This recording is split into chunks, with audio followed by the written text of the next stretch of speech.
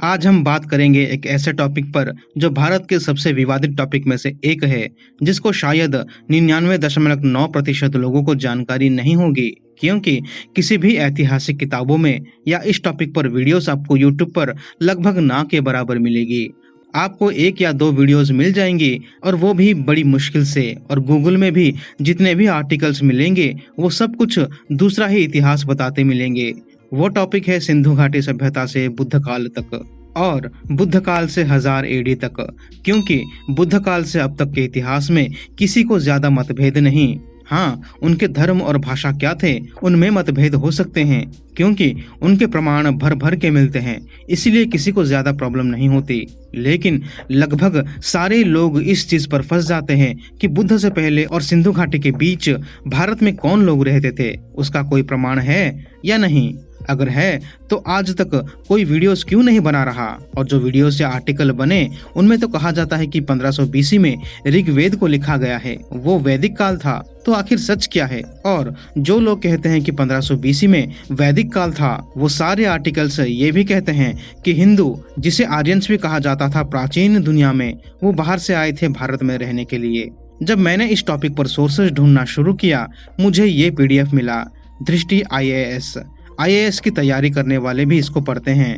मुझे लगा कि किसी भी और आर्टिकल से या वीडियो से अच्छा यही होगा, क्योंकि ये सभी चीजें एनसीईआरटी में भी शामिल है और बच्चों को पढ़ाया जाता है भारतीय इतिहास कह के।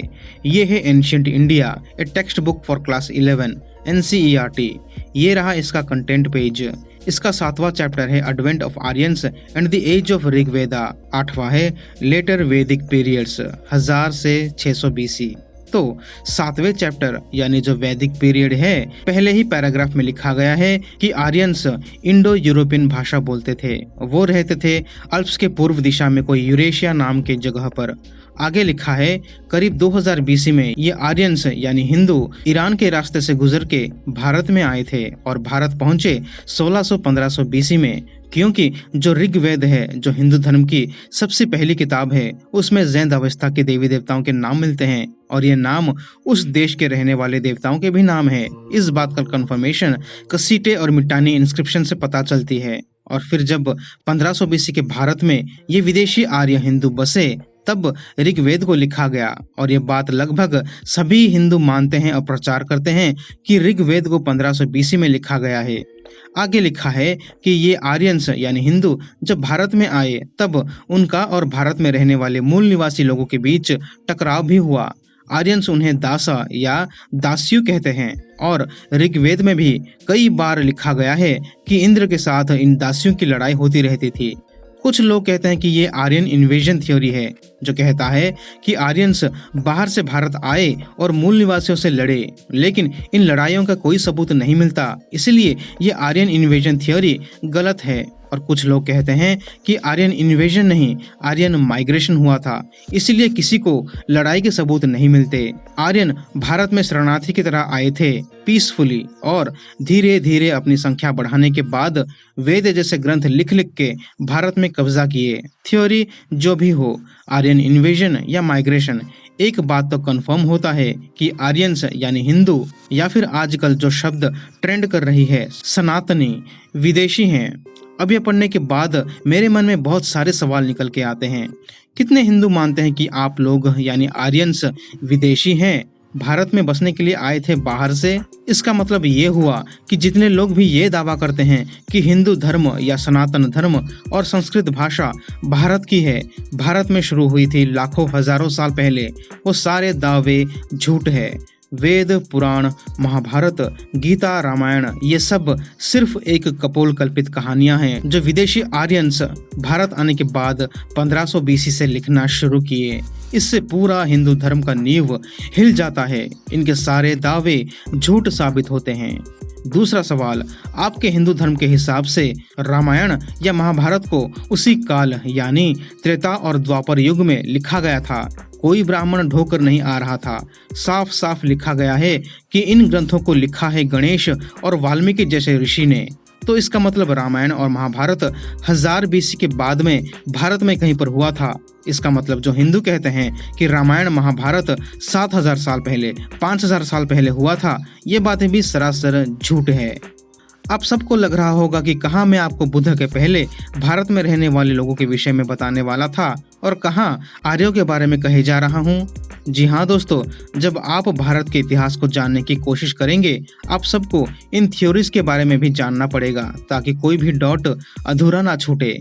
तो एनसीईआरटी पढ़ने से तो हम इतना जान रहे हैं कि अगर ये हिंदू ये क्लेम कर रहे हैं कि इनके ऋग्वेद 1500 बीसी में लिखा गया है, रामायण महाभारत सब 1000 बीसी के बाद लिखा गया है और ये विदेशी हैं और 1500 बीसी से ये भारत में मौजूद थे, तो कौन है वो मूल निवासी लोग जो इनसे पहले भारत में रहते थे? हम जानते हैं 3000 बीसी से 2000 बीसी तक भारत में मोहनजोदारो, हड़प्पा, सिंधु घाटी, राखीगढ़ी जैसे विशाल विशाल सभ्यताएं थी। लेकिन इनके बाद कौन सी सभ्यताओं के सबूत मिलते हैं? ये रहा एएसआई का रिसर्च पेपर। इस रिसर्च पेपर में मुझे मेरे सवालों का जवाब मिला। इस पेपर में उन जातियों, उन संस्कृतियों के नाम मिले जो सिंधु घाटी के बाद भारत में रहते थे और उनमें से एक भी संस्कृति या जाति हिंदू धर्म की नहीं थी। इस बात को भी आप ध्यान में रखिए, क्योंकि इस वीडियो के बाद जब इन जातियों के नाम हर तरफ फैलने लगेगा तो शायद ये लोग इनमें से एक जाति को अपना जाति कह के अपने आप को यहाँ का बताने की कोशिश कर लेंगे। इसलिए मैं पहले से ही सूचित और आगाह कर रहा हूँ।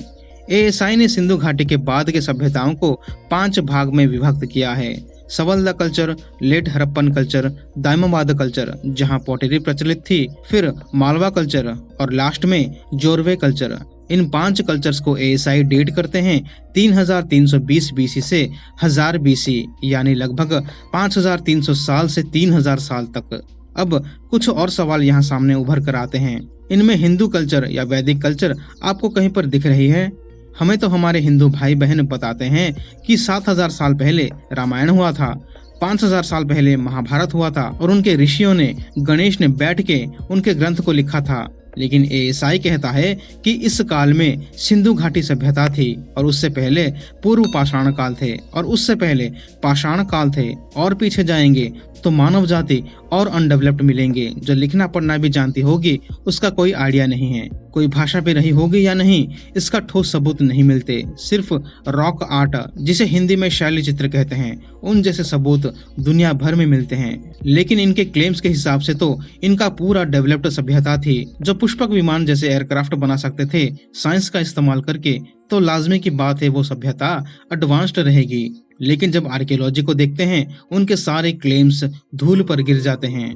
तो सवाल और निकल के आते हैं कि हिंदू धर्म, उनकी सभ्यता, उनके देवी देवता, उनके विमान के फैक्ट्रीज, ऋषियां जो रामायण काल के पहले से ही लिखाई पढ़ाई करती थी, वो सब कहाँ थे? शायद यूरेशिया में होंगे, जैसे एनसीईआरटी में पढ़ाया जाता है। इसलिए तो भारत में इनका सबूत नहीं मिलता। अब देखते हैं उन ट्राइब्स जो एएसआई के दिए गए 5 फेज में भारत में रहा करते थे।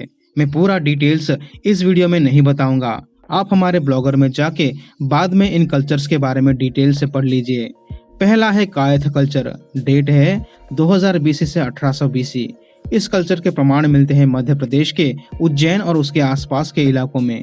इस काल में धातु से बने हुए कई तांबे के चूड़ियां, कुल्हाड़ियां, तांबे की छैनी, मनके का हार, लोहे के कई उपकरण, मिट्टी के पशु और मानव की छोटी छोटी मूर्तियां जैसे कई अवशेष मिले।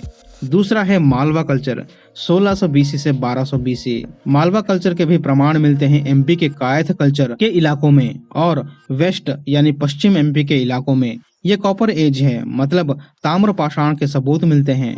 कॉपर के बर्तन, कच्ची ईंटों का घर जो गोलाकार होते हैं, वैसे मिलते हैं।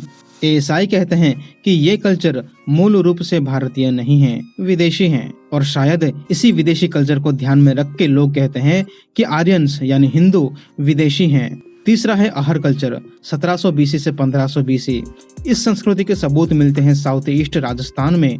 राजस्थान के अहड़ और गिलिंद नाम के जगह पर खुदाई हुई तो बहुत सारे प्रमाण मिले। ये लोग गाय, बकरी, भेड़, सुअर, ऊंट पालते थे, खेती करते थे और मांसाहारी थे। चौथा है सवल्दा कल्चर 2200 बीसी से 2000 बीसी। इस संस्कृति के सबूत मिले मध्य प्रदेश और महाराष्ट्र के क्षेत्रों में। ये काल भी कॉपर एज का था क्योंकि कॉपर के बर्तन, चूड़ियां, मनका, मिट्टी के बर्तन और हड्डी से बने औजार मिले।